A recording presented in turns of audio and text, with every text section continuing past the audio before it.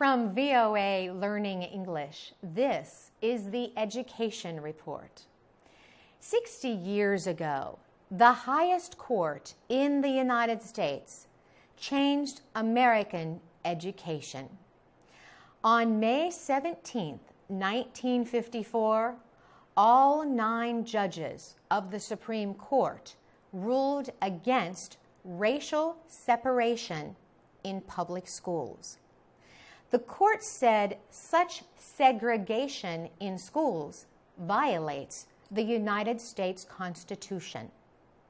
At that time, many school systems had separate schools for white students and black students. The segregation was the result of a court ruling from 1896. That decision permitted so-called separate but equal schools. Some schools had only white children. Others had only black children. Then, about 60 years later, the case Brown versus the Board of Education came before the Supreme Court.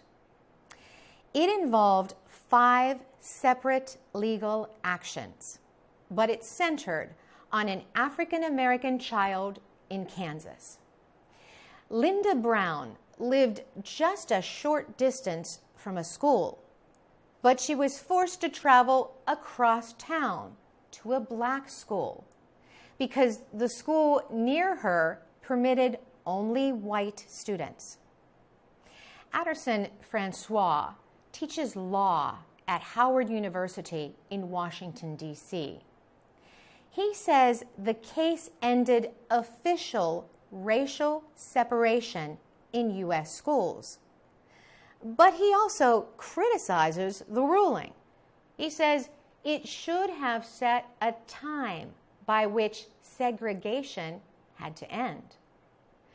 Some segregated schools did not obey the Supreme Court ruling until the 1960s.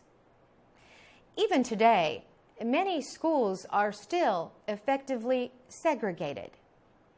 In 2012, the Civil Rights Project at the University of California studied racial populations in schools.